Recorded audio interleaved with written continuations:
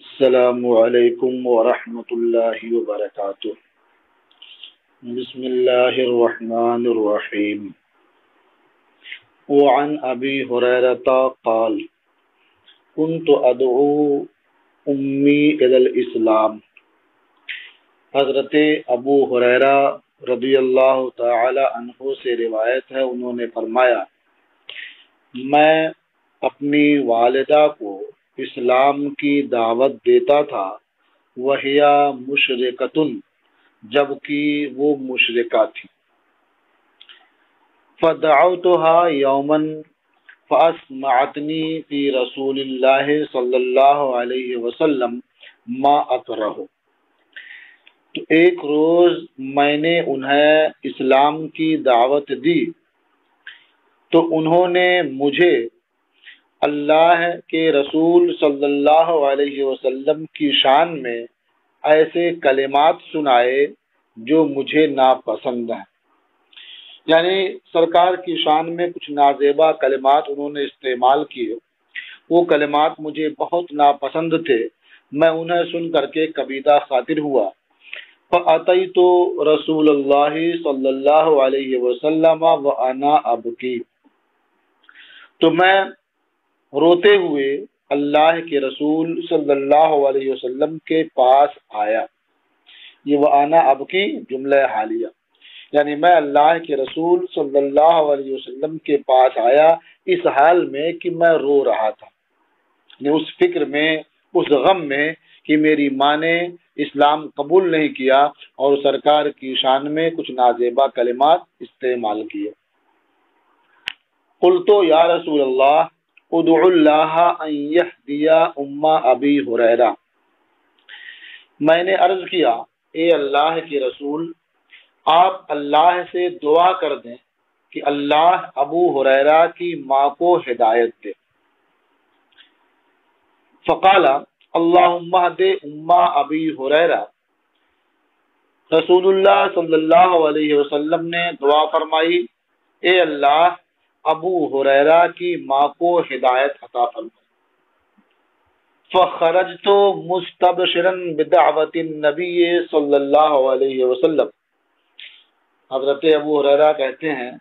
کہ میں نبی کریم صلی اللہ تعالی علیہ وسلم کی دعا کی وجہ سے خوش ہو کر کے نکلا، یعنی حضور نے دعا فرما دی، میں خوش ہو گیا اس لیے کہ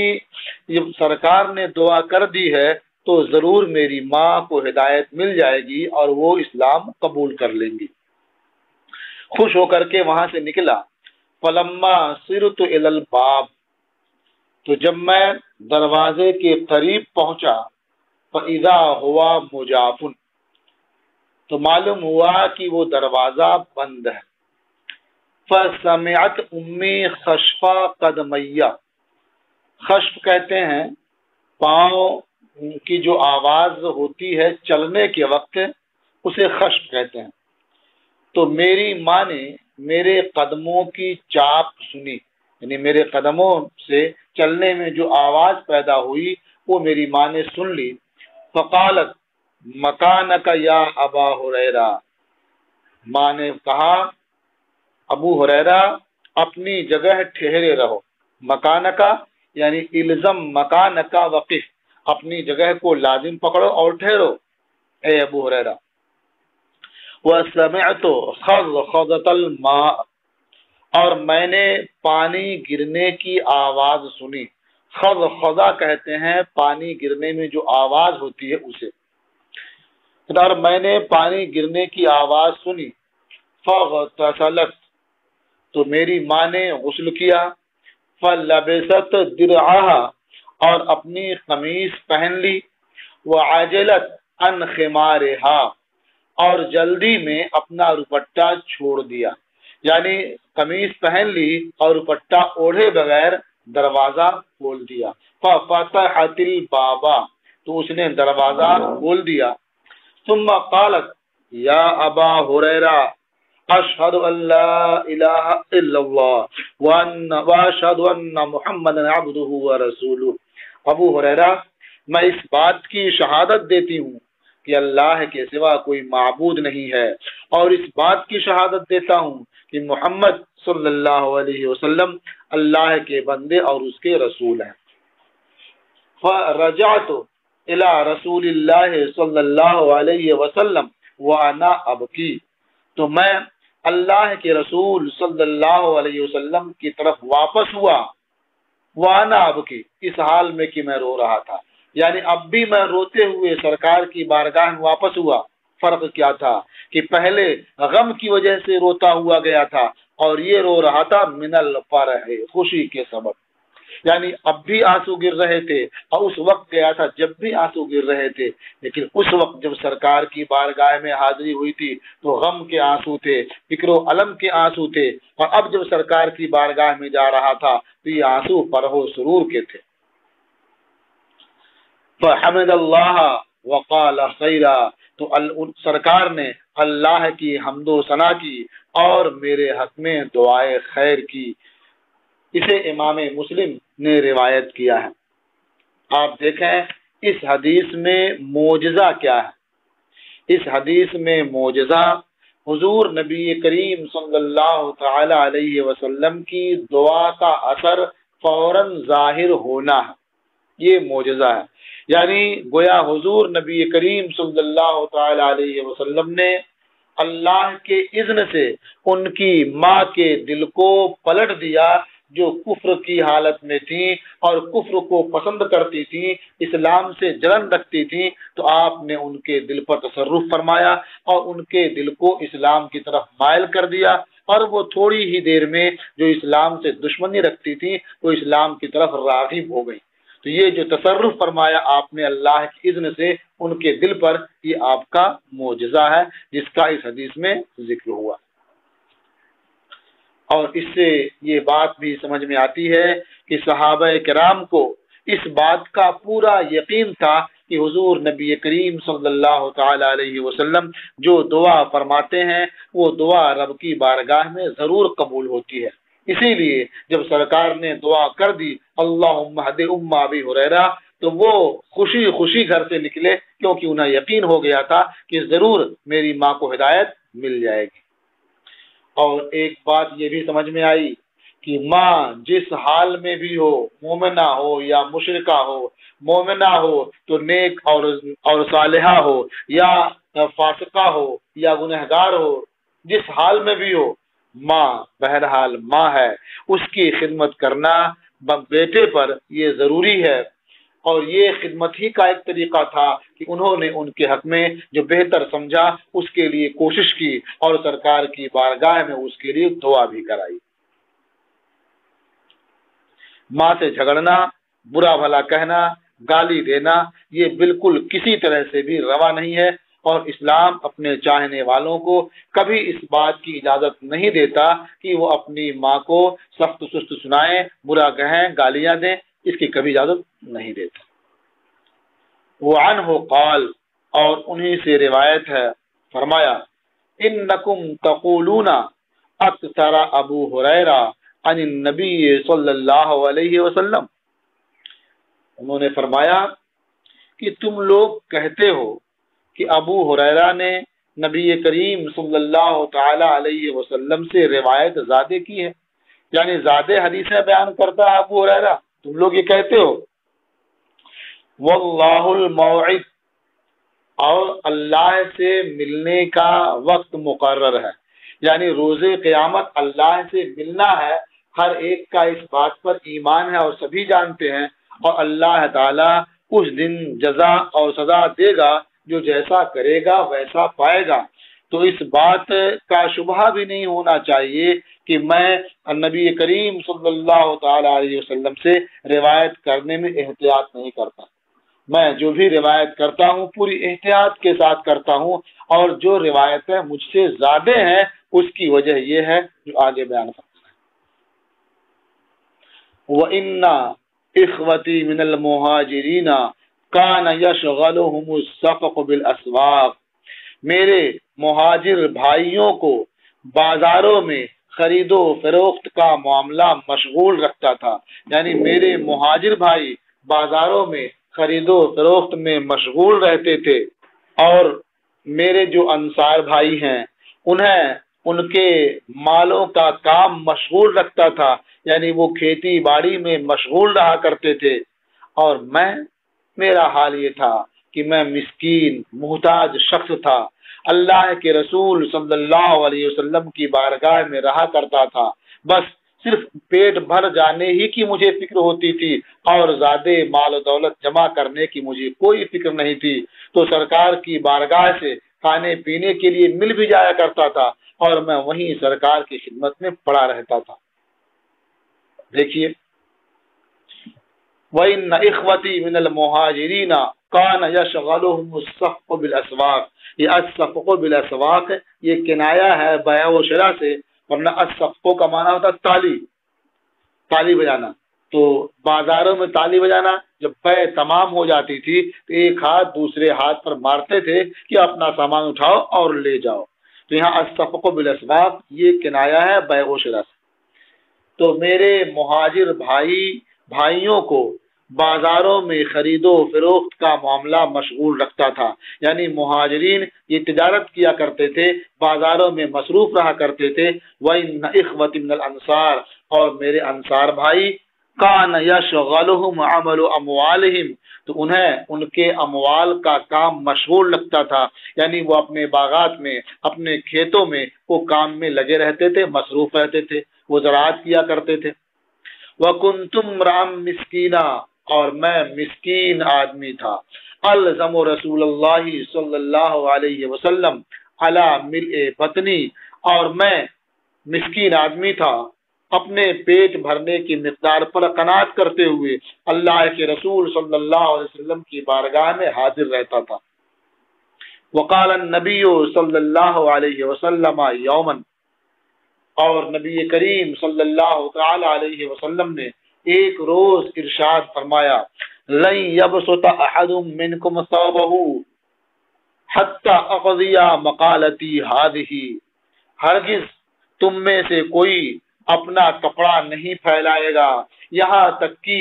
میں اپنی یہ بات مکمل کر لوں، ثم یجمعہ الی صدرہ پھر وہ کپڑا اپنے سینے سے لگا لے گا، فینسا من مقالتی شیئا ابدا کہ وہ کبھی کوئی چیز میری بات سے بھول جائے،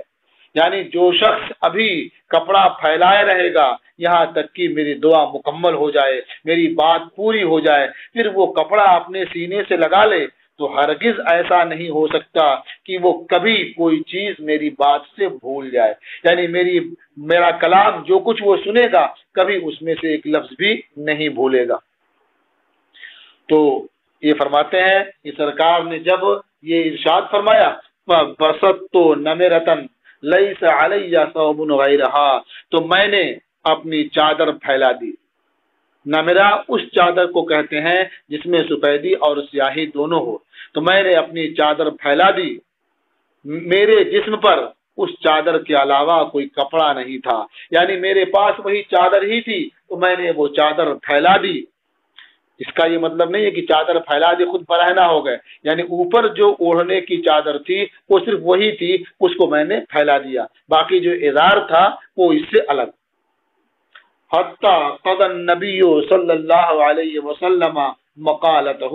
یہاں تک کہ نبی کریم صلی اللہ تعالی علیہ وسلم نے اپنا کلام پورا کیا، اپنی گفتگو ختم کی۔ ثم جمعتها الى صدری پھر میں نے اس چادر کو اپنے سینے سے لگا لیا۔ فوالذی بعثہ بالحق تو قسم اس ذات کی جس نے حضور کو حق کے ساتھ مبعوث فرمایا ہے، ما نسیت من مقالتہ ذالک الی یومی ھذا میں ان کی گفتگو سے کچھ نہیں بھولا آج تک۔ یہ جو ذالکہ ہے یہ ظاہر یہ ہے کہ شیئن ہونا چاہیے تھا، یعنی ما نسیت من مقالتہ شیئا میں ان کی بات سے کچھ نہیں بھولا، الی یومی ھذا اس دن تک، اپنے اس دن تک سرکار کے کلام میں سے کچھ نہیں بھولا۔ لیکن یہ ذالکہ یہ مذکور کے معنی میں ہے یہاں کیونکہ اشارہ کیا گیا ہے، تو اب معنی ہوگا کہ میں ان کے کلام سے جس کا ذکر کیا گیا نہیں بھولا، الی یومی ھذا اس دن تک۔ حاصل وہی ہے کہ اس دن کے بعد سے جب جو بھی میں اللہ کے رسول صلی اللہ علیہ وسلم کا کلام سنتا پورا کلام مجھے محفوظ رہتا، اس میں سے میں نہیں بھولتا۔ متفق علیہ، یہ حدیث متفق علیہ ہے۔ تو زیادہ روایت کرنے کے لیے دو چیزوں کی ضرورت تھی اور دونوں کا بیان کر دیا۔ ایک چیز کی ضرورت یہ تھی کہ وہ سرکار کی احادیث کو زیادہ سنے تبھی زیادہ روایت کر سکتا ہے، لیکن زیادہ سننے کے ساتھ دوسری چیز یہ تھی کہ جو سنے وہ یاد بھی رہے تب زیادہ روایت صحیح کر سکتا ہے۔ اور یہاں دونوں چیزیں موجود تھیں، اس لیے کہ وہ سرکار کی خدمت میں زیادہ رہا کرتے تھے، ہمیشہ سرکار کی بارگاہ میں حاضر رہا کرتے تھے۔ باقی جو مہاجرین و انصار تھے وہ اپنی تجارت اور اپنی زراعت میں مصروف رہتے تھے، اور ایسے وہ سرکار کی خدمت ہی میں رہتے تھے۔ اور زیادہ محفوظ رہنا بھی ضروری ہے زیادہ روایت کرنے کے لیے، تو اس کی وجہ بیان فرما دی کہ نبی کریم صلی اللہ تعالی علیہ وسلم نے ایک بار اس طرح سے ارشاد فرمایا تھا تو میں نے اپنی پوری چادر ہی پھیلا دی تھی اور اپنے سینے سے اسے لگا لیا، جب سے میں کچھ بھولا ہی نہیں۔ تو گویا مجھے سرکار کی بارگاہ میں زیادہ سننے کا موقع بھی ملا اور اسے محفوظ رکھنے کے لیے سرکار کی بارگاہ سے وہ نسخہ بھی مل گیا، اس لیے میں نے زیادہ روایتیں کی ہیں، لیکن جو بھی کی ہیں اس میں احتیاط سے کام لیا ہے۔ آپ دیکھیں کہ حافظے کا کتنا عظیم نسخہ اللہ کے رسول صلی اللہ علیہ وسلم نے عطا فرما دیا، یہ سرکار کا معجزہ ہے۔ دیکھنے میں کوئی چیز نہیں، بس ایک خالی چادر ہے، اور کہا اپنے سینے سے جو لگا لے گا وہ کبھی نہیں بھولے گا میری بات، اور حضرت ابو ہریرہ نے بھی لگا لیا اور اس کے بعد سے کوئی بات نہیں بھولے، تو یہ سرکار کا معجزہ ہے۔ اسی لیے کہا گیا کہ مالک کونین ہیں گو پاس کچھ رکھتے نہیں، مالک کونین ہیں گو پاس کچھ رکھتے نہیں، دو جہاں کی نعمتیں ہیں ان کے خالی ہاتھ، بظاہر ایک دم خالی لیکن جتنا چاہا حافظہ عطا کر دیا۔ وعن جریر ابن عبداللہ قال، اور حضرت جریر ابن عبداللہ سے روایت ہے، فرمایا قال علی رسول اللہ صلی اللہ علیہ وسلم الا تریحنی من ذل خلصہ، مجھ سے اللہ کے رسول صلی اللہ علیہ وسلم نے ارشاد فرمایا کیا تم مجھے قبیلہ خثام کے بت خانے سے آرام نہیں دو گے، نجات نہیں دو گے؟ خلصہ ایک بت کا نام ہے، اور ذل خلصہ اس بت خانے کو کہتے ہیں۔ تو اس بت خانے میں کیونکہ خلصہ نامی بت رکھا ہوا تھا اسی لیے اسے ذل خلصہ کہا جاتا تھا۔ فقلت بلا، میں نے عرض کیا کیوں نہیں، وکنت لا اثبت علی الخیل، حضرت جریر اپنے بارے میں فرماتے ہیں کہ میں گھوڑے پر اچھی طرح سے بیٹھ نہیں سکتا تھا، فذکرت ذلک للنبی صلی اللہ علیہ وسلم، تو میں نے نبی کریم صلی اللہ تعالی علیہ وسلم سے اس کا ذکر کیا۔ فضرب یدہ علی صدری، تو انہوں نے میرے سینے پر اپنا ہاتھ مارا، حتی رأیت اثر یدہ فی صدری، یہاں تک کہ میں نے اپنے سینے میں اللہ کے رسول صلی اللہ علیہ وسلم کے دست مبارک کا اثر محسوس کیا، پایا۔ وقالا، اور سرکار نے دعا فرمائی اللہم ثبتہ واجعلہ ہادیا مہدیا، اے اللہ تو اسے جمع دے اور اسے ہدایت دینے والا اور ہدایت یافتہ کر دے۔ یعنی جب یہ گھوڑوں پر بیٹھے تو جم کر کے بیٹھے، پھسلے نہیں، گرے نہیں، اور یہ ہدایت دینے والا ہو لوگوں کو اور خود ہدایت یافتہ بھی ہو، خود راہ پر رہے۔ قال، فرماتے ہیں حضرت جریر ابن عبداللہ فرماتے ہیں فما وقعت عن فرسی بعد، سرکار کی یہ دعا فرمانے اور سینے پر ہاتھ رکھ دینے کے بعد میں اپنے گھوڑے سے کبھی نہیں گرا۔ یہ ہے سرکار کا معجزہ کہ سرکار نے اپنا دست مبارک رکھا اور دعا کر دی، وہ جو گھوڑے پر بیٹھ نہیں پاتے تھے وہ اس کے بعد سے گھوڑے سے گرے بھی نہیں۔ فانطلقا فی 150 فارسا من احمسا، تو وہ 150 سواروں کو لے کر کے نکلے قوم قریش سے۔ احمس کا معنی ہوتا ہے زیادہ پہلوان، زیادہ طاقتور۔ قوم قریش کے لیے احمس کا اطلاق ہوتا ہے ان کی شجاعت، ان کی دلیری اور بہادری کی وجہ سے۔ تو قوم قریش کے 150 جوانوں کو لے کر، سواروں کو لے کر کے وہ نکلے. فحرقها بالنار وکسرها، تو انہوں نے اسے آگ سے جلا دیا اور اسے توڑ دیا. یعنی نبی کریم صلی اللہ تعالی علیہ وسلم کو اس بت خانے سے نجات عطا فرما دی اور آرام پہنچا دیا. تو یہ ذوالخلصہ کو جو کہا کہ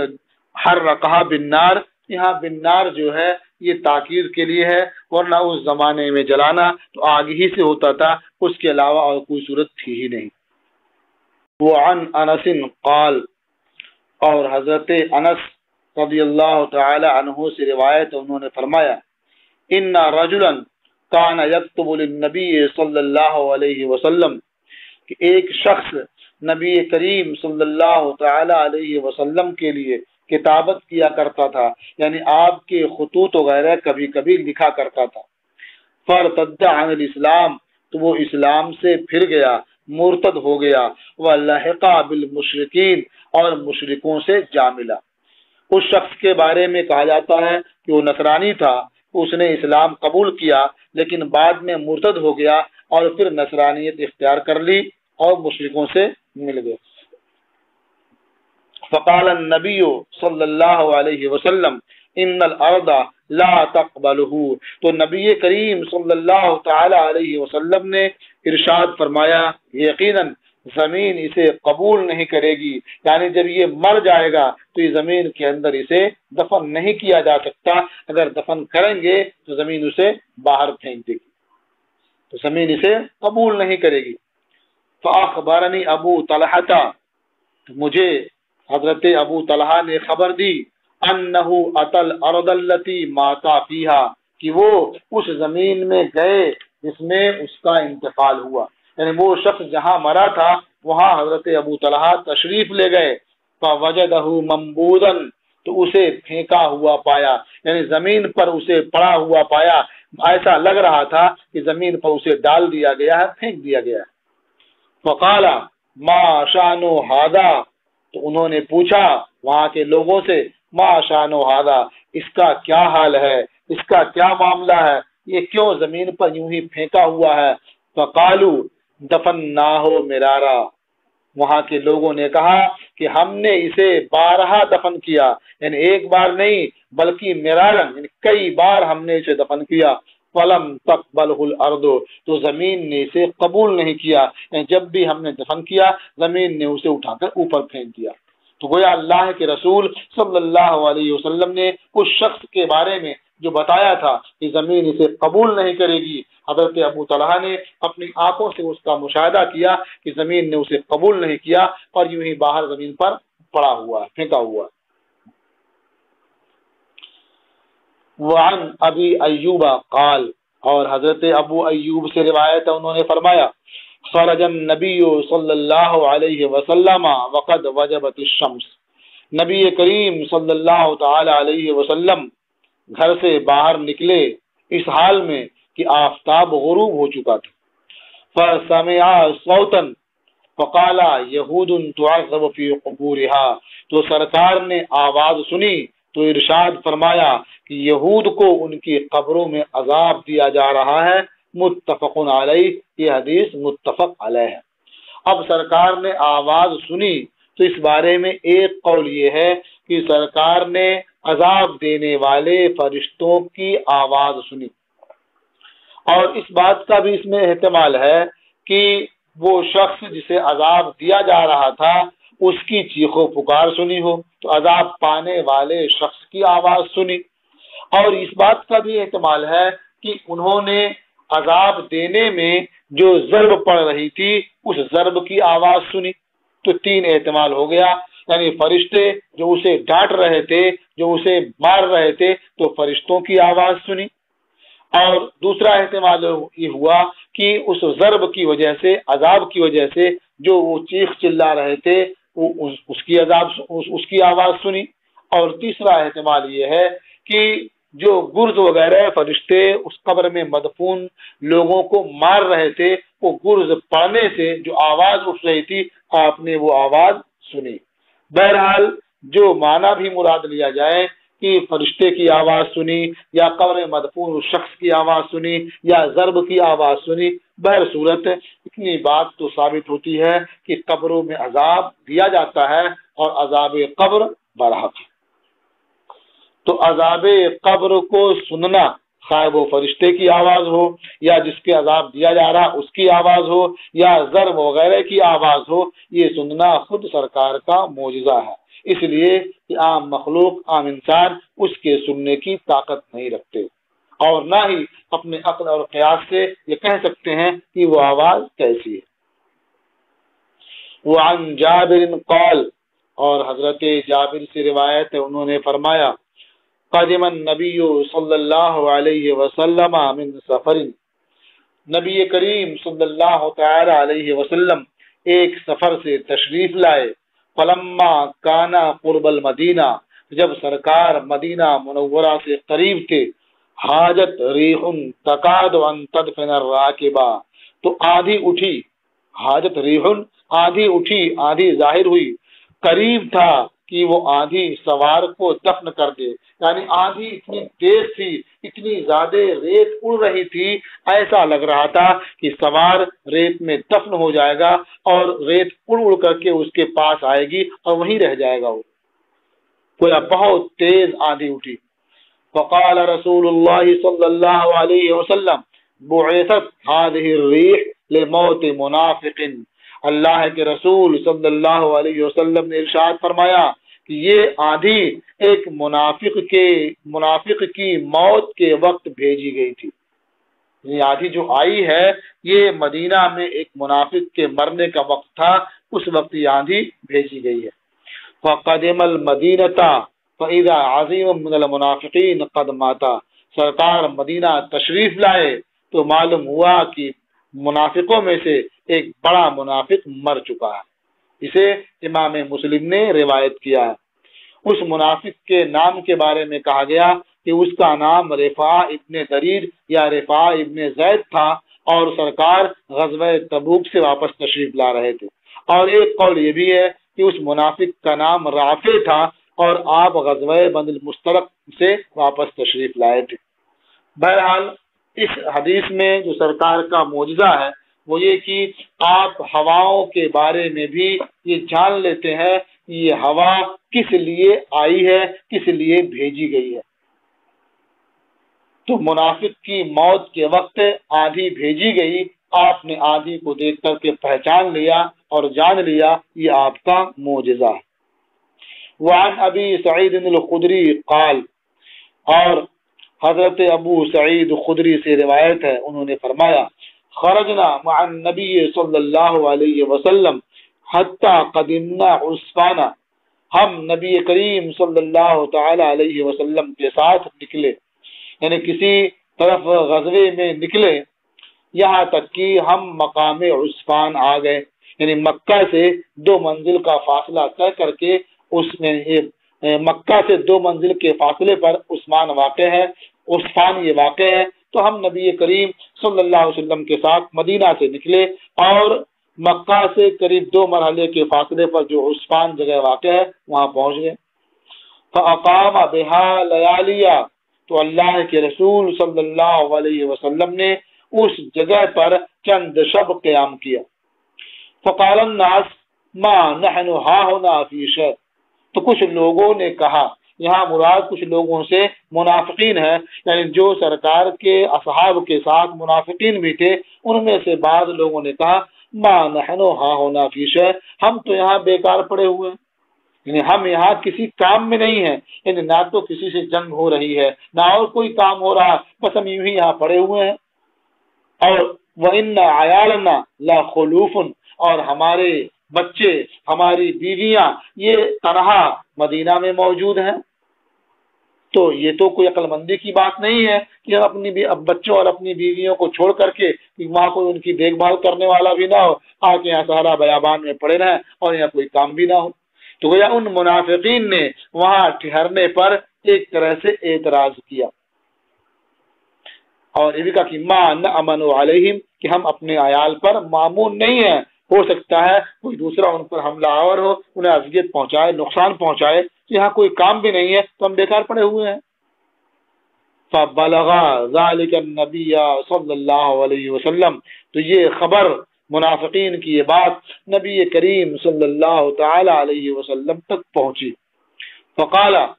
والذی نفسی بیدہ، تو سرکار نے ارشاد فرمایا قسم اس ذات کی جس کے قبضے میں میری جان ہے،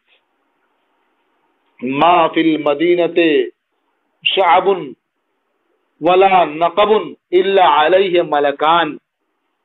یہ شعبن بھی پڑھا گیا ہے اور کسرے کے ساتھ شعبن بھی پڑھا گیا ہے، یعنی پہاڑ میں جو راستہ ہوتا ہے اسے شعبن اور شعبن کہتے ہیں، اور نقب کہتے ہیں، یہ دو پہاڑوں کے درمیان جو راستہ ہوتا ہے۔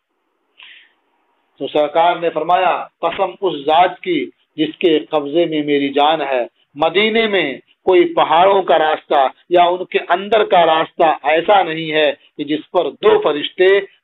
مدینہ کی حفاظت نہ کر رہے ہیں، الا علیہ ملکان، مگر یہ کہ اس پر دو فرشتے ہیں، یہ حروسانہا، جو دونوں مدینہ کی حفاظت کر رہے ہیں۔ یہ کب تک کریں گے؟ حتی تقدموا الیہا، یہاں تک کہ تم لوگ لوٹ کر کے مدینہ پہنچ جاؤ، یعنی تم اللہ کی راہ میں نکلے ہو، اس لیے اللہ تعالیٰ نے تمہاری عدم موجودگی میں، تمہاری غیر حاضری میں، تمہارے اہل و عیال اور مدینہ کی حفاظت کا انتظام فرما دیا ہے، اور ہر راستے پر فرشتوں کو مقرر کر دیا۔ یہ سرکار کا معجزہ ہے کہ سرکار گویا اس بات کو اچھی طرح سے سمجھ رہے ہیں، دیکھ رہے ہیں کہ مدینے کی ہر گلی میں، ہر راستے پر دو دو فرشتے پہرا دے رہے ہیں اور مدینہ اور اہل مدینہ کی حفاظت کر رہے ہیں۔ ثم قال، لیکن چونکہ سرکار نے منافقین کی بات سن لی تھی اور یہ محسوس کر لیا تھا کہ انہیں بہت ناگوار ہو رہا ہے، تو سرکار نے فرمایا ارتحلوا، کوچ کرو، چلو یہاں سے۔ فارتحلنا، حضرت ابو سعید خدری فرماتے ہیں تو ہم وہاں سے چل پڑے، ہم نے وہاں سے کوچ کیا، واقبلنا الی المدینہ، اور ہم مدینہ کی طرف متوجہ ہوئے، یعنی واپس مدینہ کی طرف چل پڑے۔ فوالذی یحلف بہ، قسم اس ذات کی جس کی قسم کھائی جاتی ہے، ما وضعنا رحالنا حین دخلنا المدینہ، ہم نے اپنے کجاوے اتار کر رکھے نہیں جس وقت مدینہ میں داخل ہوئے، حتی اغار علینا بنو عبداللہ ابن غطفان، یہاں تک کہ ہم پر بنو عبداللہ ابن غطفان نے حملہ کر دیا، یعنی ہم مدینہ پہنچ گئے، ابھی اپنے کجاووں کو اپنی سواریوں سے اتارا بھی نہیں تھا، ابھی اسی میں مصروف تھے، اتنے میں ہمیں معلوم ہوا کہ بنو عبداللہ ابن غطفان نے ہم پر حملہ بول دیا تھا، بول دیا۔ وما یحیجہم قبل ذلک شیء، اور اس سے پہلے کوئی چیز انہیں ہم پر حملہ کرنے پر برانگیختہ نہیں کرتی تھی، ابھارتی نہیں تھی، یعنی یہ پہلا موقع تھا جب کہ انہوں نے ہم پر حملہ کیا۔ تو آپ دیکھیں کہ اللہ کے رسول صلی اللہ علیہ وسلم نے جو خبر دی تھی کہ مدینہ کی ہر راستے پر اللہ نے دو فرشتوں کو مقرر کر دیا ہے جو پہرا دے رہے ہیں، تو انہی کا پہرا تھا جس کی وجہ سے ان کی عدم موجودگی میں، ان کی غیر حاضری میں وہ مدینہ پر حملہ آور نہیں ہو سکے۔ لیکن جب انہوں نے اللہ کے رسول کے خلاف یہ باتیں کی اور وہاں ٹھہرنے پر اعتراض کیا، تو سرکار انہیں لے کر کے واپس آ گئے، اور جب یہ واپس آ گئے، وہ خود حفاظت کرنے کے لیے آ گئے، اپنے اہل و عیال کو بہت محفوظ سمجھنے لگے، تو فرشتے وہاں سے ہٹ گئے، اور جو حملہ کرنے کا ارادہ پہلے سے رکھتے تھے، فرشتوں کے ہٹتے ہی وہ مدینہ پر حملہ آور ہو گئے۔ تو سرکار کا فرشتوں کے بارے میں جاننا اور ان کے کام کو سمجھنا اور اس کی خبر دینا، یہ سرکار کا معجزہ ہے۔ بس یہ سبق یہیں پر موقوف۔ السلام علیکم ورحمۃ اللہ تعالی وبرکاتہ۔